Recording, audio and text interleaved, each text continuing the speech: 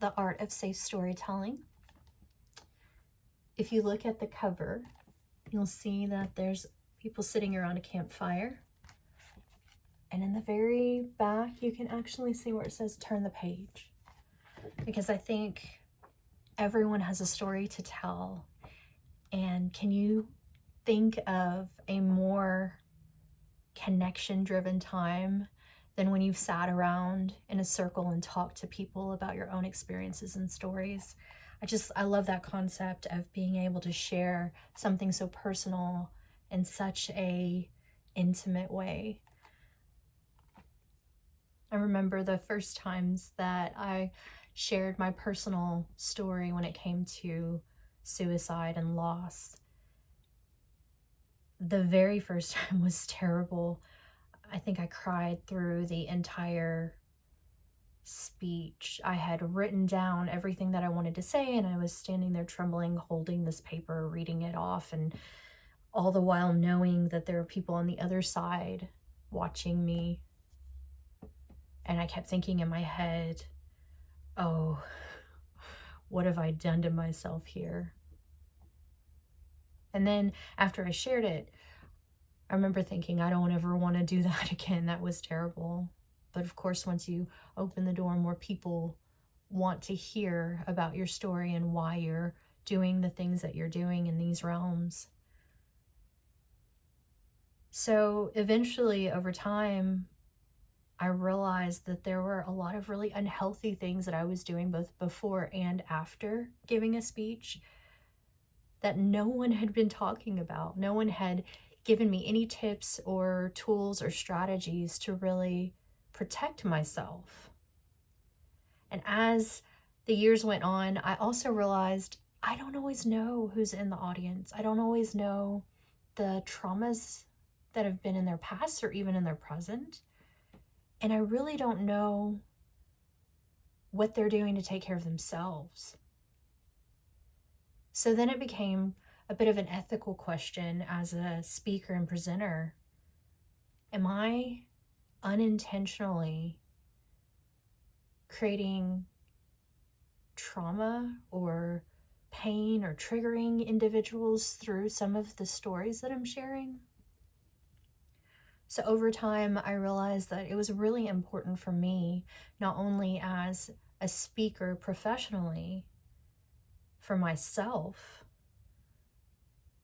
to try and do everything that I could to take care of myself, but also in an ethical way, I needed to ensure that I was protecting those in the audience too.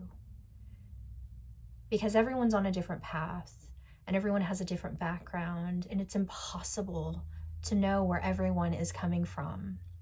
But what is possible is to be able to create a story that is compelling, intentional, and offers opportunities for safety for both the speaker and the audience. I think that's what really drives the art of safe storytelling, is the idea that we can connect. And in the way that we do that, we can also create safety and create stronger conversations around care. There are a lot of conversations in the public health realm when it comes to prevention areas around the topic of trauma-informed care, which to me is a little bit ironic considering so many who are sharing personal stories are not necessarily being guided by trauma-informed care. I've sat in on a few meetings and conversations where individuals have said, I made them cry. And not necessarily in a good way, right? I think that sometimes we equate sadness or shock with being able to really capture someone's attention. That shouldn't be our goal. Our goal should be to share that difficulties happen, share that we understand from our own experiences, which is really what we're looking for as human beings, is someone who kind of gets what we're talking about on a personal level, but also skillfully navigate beyond difficulty and trauma. We should be focusing more on the skills it takes to build stronger people. How do we have conversations? How do we build in resilience into our everyday lives? But too often we focus on the negative parts, right? These terrible experiences that I went through so that you know that I'm a strong person. But what does that really tell us? It doesn't showcase what strengths were necessary in order to overcome. We just know that you made it through. I sat in an event once. It was a community event, and there was someone speaking, and they were telling everyone about how when they first started getting into the realm of just sharing their story, they really didn't want to do it. And essentially, someone they looked up to told them that they had to. You have to start telling people about what you've gone through and your experiences. And I could tell as this person was talking that there was this level of being uncomfortable, just even sharing about being pushed to do this. And I think that's part of what kind of helped me to want to build some of this program. We all have a story to tell, but that doesn't mean that everyone should be sharing their stories before they're ready to do so. And what kind of harm are we inflicting on one another when we push people to do things that they're not necessarily ready to do? So that really stuck with me. And then I thought about it, and I really considered the fact that not only do we push people to share their stories before they're ready, we also steal people's stories all the time, right?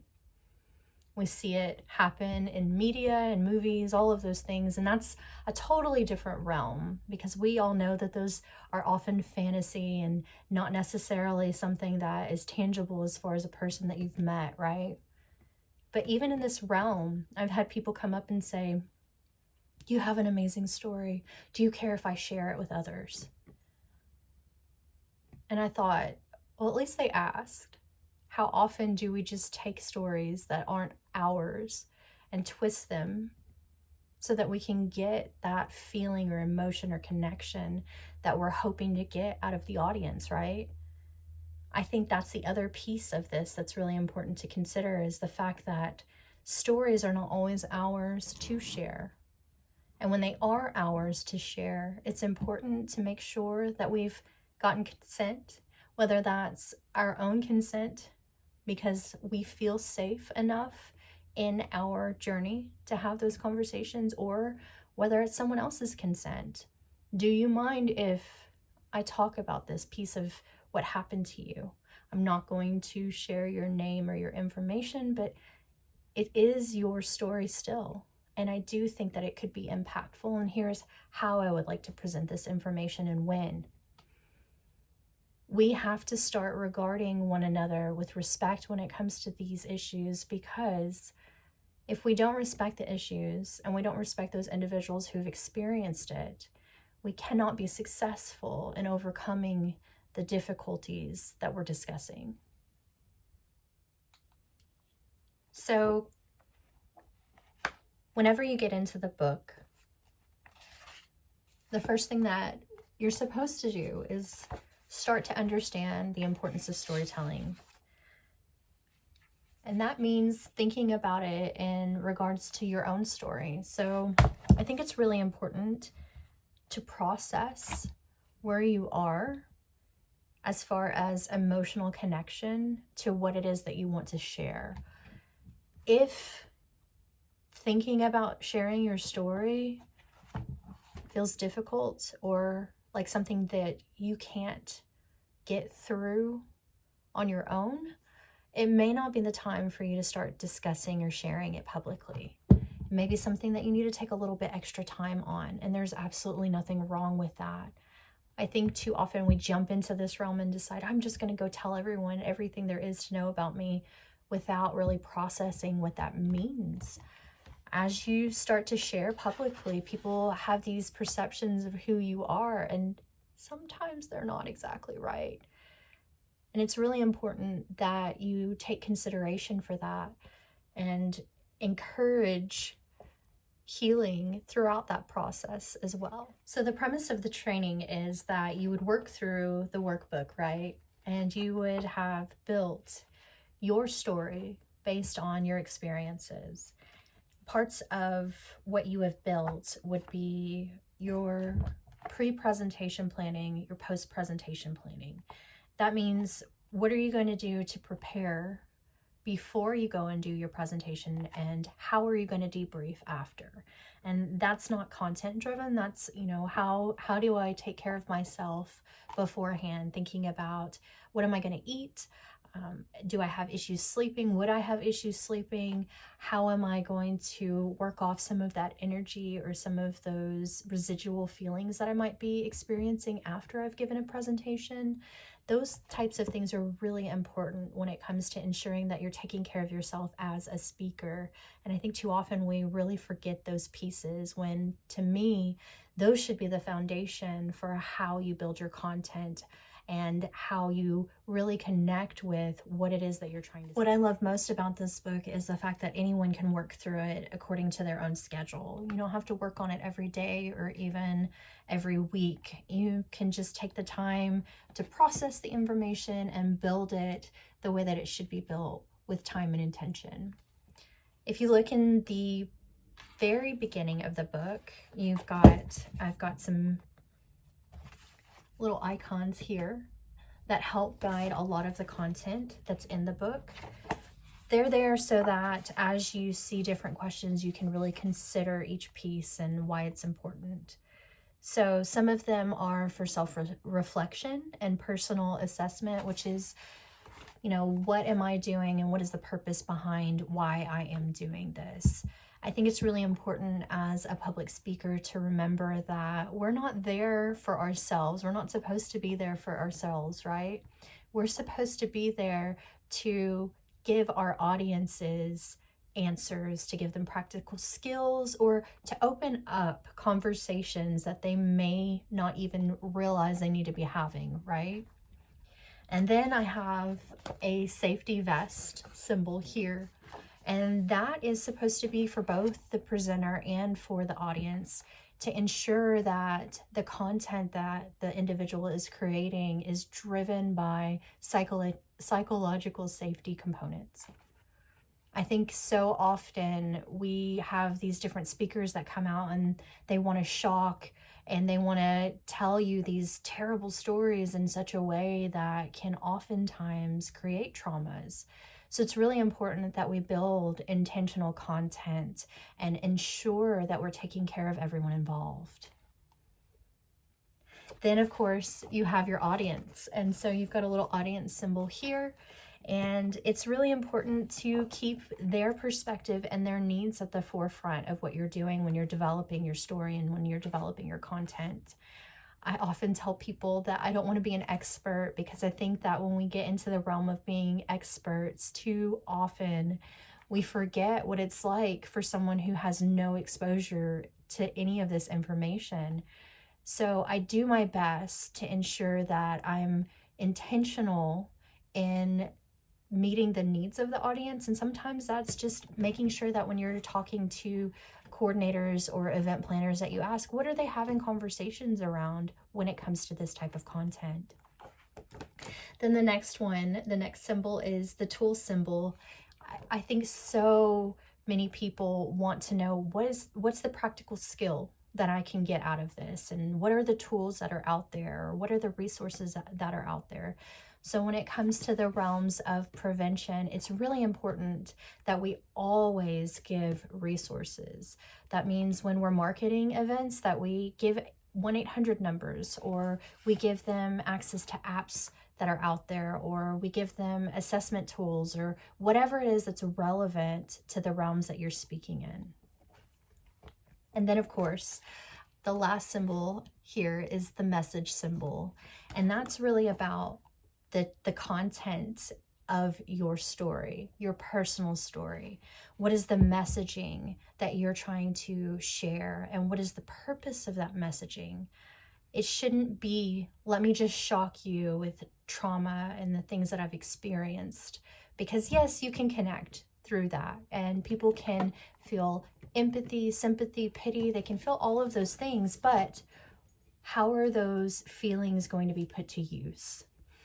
I think so many people leave those types of events and feel drained in a way emotionally, and they don't know what to do next, right? So it's really important that when we develop our messaging, that we are empowering those individuals so that they can take those skills back to their communities, back to their organizations, back to those within their personal realms, and do something with it, right?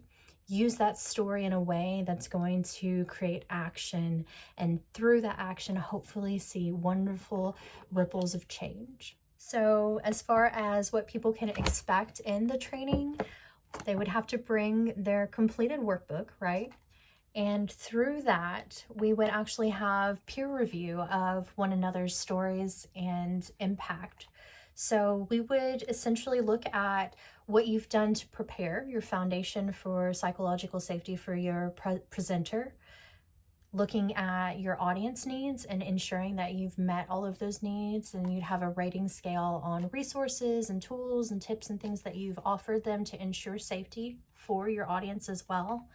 And then we would be able to look at the actual content of your messaging and how impactful that is, and really where the focus is. We want to ensure that we're looking at strength building, and we're looking at empowerment more so than just those traumatic pieces that you may have endured, right?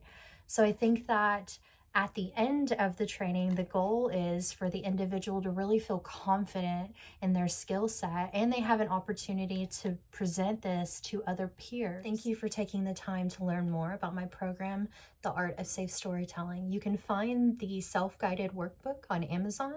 And if you're interested in coordinating or hosting an Art of Safe Storytelling training, please reach out and let me know.